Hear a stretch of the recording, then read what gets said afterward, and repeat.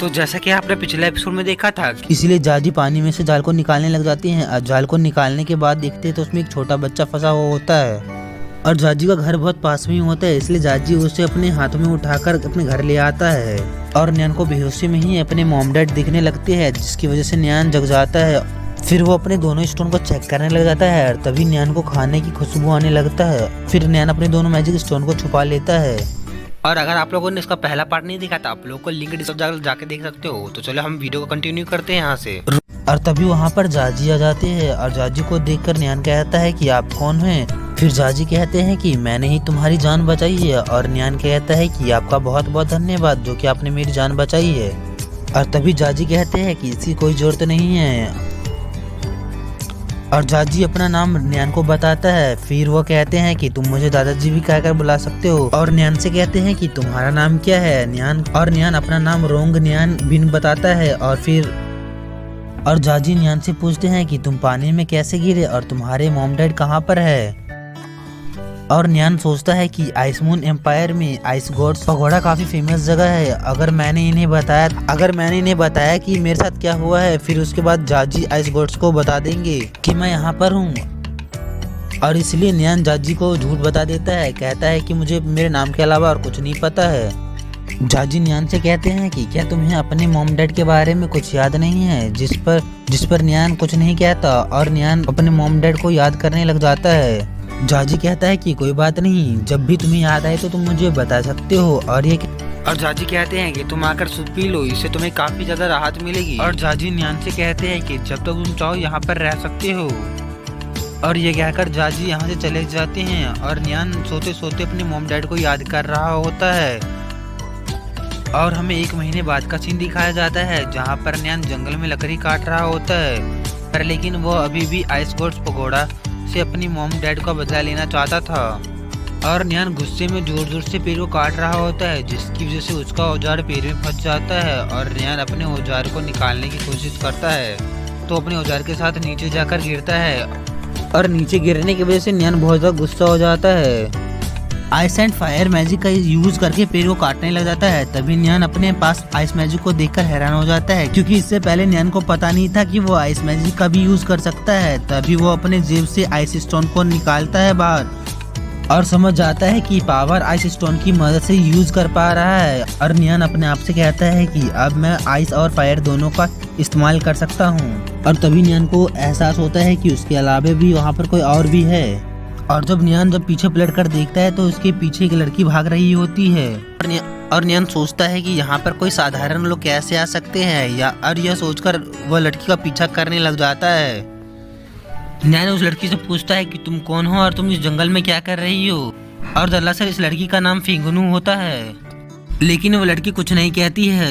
और जब न्यान की कहने के बाद भी वो लड़की नहीं रुकती है तो न्यान सोचता है कि लड़की को जरूर आइस गॉड ने भेजा होगा। और यह सोचकर लड़की के ऊपर न्यान हमला कर देता है और इसी सस्पेंस कर देता है। उसके बाद उससे पूछता है कि तुम कौन हो और यहाँ क्या कर रही हो। तभी फेंगनू न्यान की तरफ भागते हुए न्यान पर हमला कर देती है और न्यान फेंगनू से बचते हुए अपना फायर मैजिक को एक्टिव कर लेता है। और फेंगनू भी न्यान को हराने के लिए अपना फायर मैजिक को एक्टिव कर लेती है। और इसके बाद हमें पता चलता है कि फेंगनू के पास भी फायर मैजिक है। फेंगनू न्यान को नीचे गिरा देती है और वो चली जाती है। न्यान उसको रुकने के लिए कहता है, पर लेकिन वो नहीं रुकती और फेंगनू का मास्क न्यान के पास ही रह जाता है। फिर न्यान अपने आप को बहुत कमज़ोर समझने लग जाता है, क्योंकि मैं जब एक लड़की से हार गया तो फिर मैं आइस गॉड्स पगोड़ा से कैसे लड़ूंगा। फिर न्यान अपने मॉम डैड को मिस करने लग जाता है। फिर न्यान लकड़ियों को लेकर घर चला जाता है और जाजी न्यान से कहता है लकड़ियों को तुम साइड में रख दो। और जाजी न्यान से कहते हैं लकड़ियों को साइड में रखकर डिनर करने के लिए आ जाओ। उसके बाद न्यान लकड़ियों को साइड में रखकर डिनर करने के घर में आ जाता है। फिर जाजी न्यान से कहते हैं हम दोनों को साथ में रहते हुए 1 महीने से ऊपर हो गया है, मुझे पता भी नहीं चला। फिर कहते हैं कि जब मैंने तुम्हें बचाया तो मुझे लगा कि मैंने उस नदी में एक बड़ी मछली पकड़ा है, इस वजह से मैं बहुत खुश हो गया था और मैंने ये नहीं सोचा था कि मछली के अलावा भी जाल में कुछ हो सकता है। और जब मैंने जाल को पानी से बाहर निकाला तो मुझे तुम मिले और तुम्हारा हालत बहुत बिगड़ा हुआ था। और तुम कुछ घंटों तक होश में नहीं आए थे। और उसके बाद जब तुम्हें होश आया तो तुम्हें कुछ भी याद नहीं था अपने नाम के अलावा। और न्यान फिर जाजी को धन्यवाद कहते हैं और जाजी हंसने लगते हैं, फिर कहते हैं कि इसकी कोई ज़रूरत नहीं है। और ये अच्छी बात है कि तुम एक स्ट्रॉन्ग और यंग लड़के हो, जिसकी वजह से तुम पूरी तरह से जल्दी ठीक हो गए हो। और आगे कहते हैं धन्यवाद तो मैं तुम्हारा करता हूँ, क्योंकि तुम्हारी वजह से मेरा सब काम तुम कर देते हो और तुम अपनी इच्छा से यहाँ रह रहे हो, क्योंकि मैं काफ़ी ज़्यादा कमज़ोर हो चुका हूँ और मैं ज़्यादा काम नहीं कर सकता हूँ। फिर न्यान अपनी कुर्सी से उठकर बाहर की तरफ देखने लगता है। जाजी कहते हैं कि तुम हमेशा खोए खोए रहते हो और आज तो तुम कुछ ज़्यादा ही खोए से हो। क्या कोई परेशानी है तो तुम मुझे बताओ, शायद मैं तुम्हारी कोई मदद कर सकता हूँ। फिर न्यान कहता है कि मैंने आज एक लड़की को देखा जंगल में भागते हुए। तो जाजी कहते हैं मुमकिन नहीं है, क्योंकि यहाँ की हवा जहरीली है और मैंने काफ़ी मुश्किल से ही दवा बनाकर तुम्हें खिलाया है, जिसकी वजह से तुम यहाँ पर जा सकते हो, लेकिन कोई और नहीं जा सकता। और मैंने किसी को भी यहाँ पर जाते हुए नहीं देखा और मेरे ख्याल से तुम्हें यहाँ की हवा लग चुकी है, जिसकी वजह से तुम यह सब कह रहे हो। और तभी न्यान लड़की का मास्क निकाल कर देखने लगता है और कहता है कि यह लड़की जंगल के बीचों बीच घूम रही थी और वह लड़की भी फायर मैजिक जानती थी। फिर जाजी कहते हैं कि क्या तुम्हें अपने बारे में कुछ याद आ रहा है। और न्यान सोचता है कि जाजी मेरे बारे में कुछ नहीं जानते, इसलिए वो किसी को भी मेरे बारे में कुछ नहीं बताते और मुझे अब जाजी को बता देना चाहिए कि मैं कौन हूँ, नहीं तो वो मेरी वजह से मुसीबत में आ सकते हैं।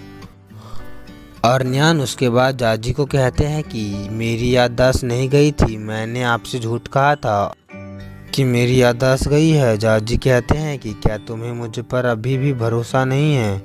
और जाजी कहते हैं कि उस दिन तुम्हारे साथ क्या हुआ था और तुम नदी में कैसे गिर गए थे, लेकिन न्यान पूरी तरह की सच्चाई नहीं बताता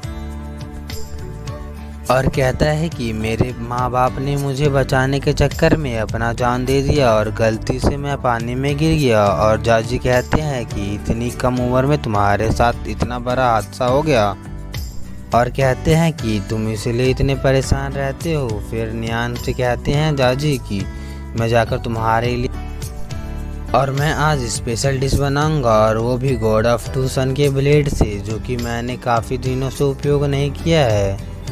और यह कहकर जाजी किचन की ओर चले जाते हैं और कुछ समय के बाद और इसी सस्पेंस के साथ ये